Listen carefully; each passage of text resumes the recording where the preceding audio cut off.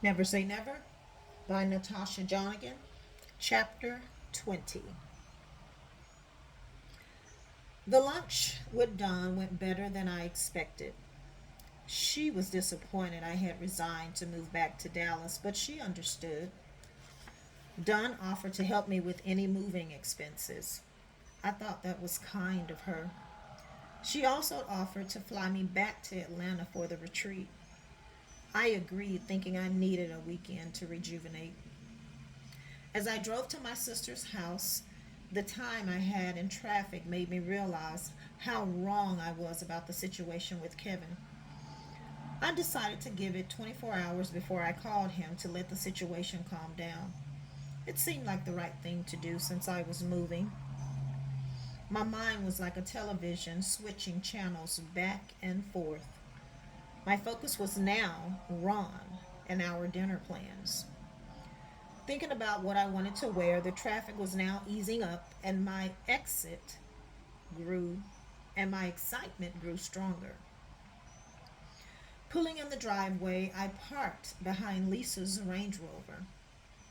As I walked through the garage, entering the kitchen, Lisa was at it again.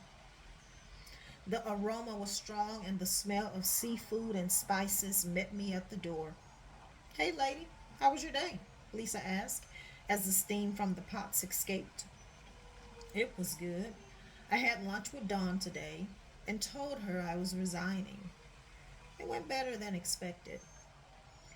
"Now that I'm moving back home, are you thinking about moving in?" I asked. "No way. Your sister wouldn't go for that.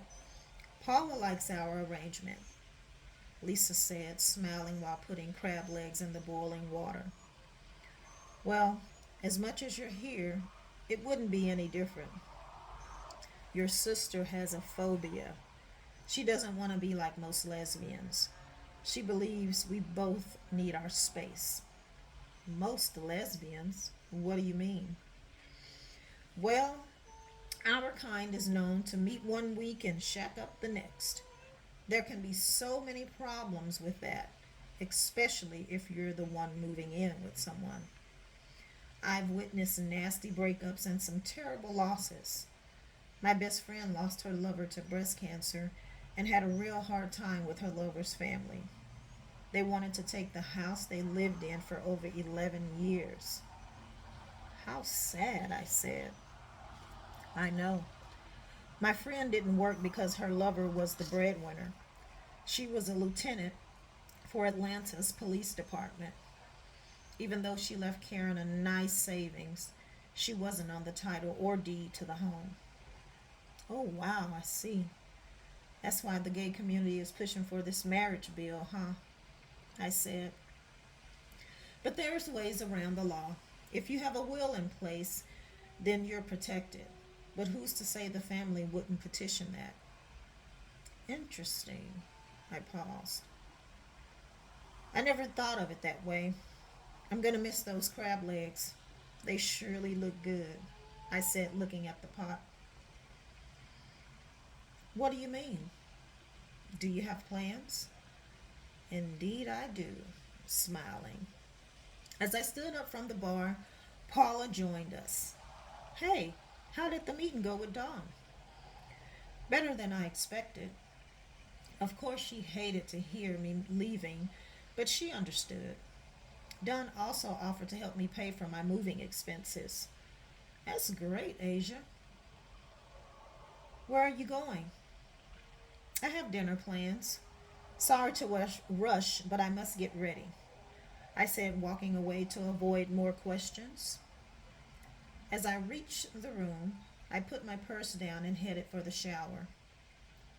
The water felt intensely good running down my back. I stood there letting the sensation massage my shoulders. Thoughts of Mama entered my mind.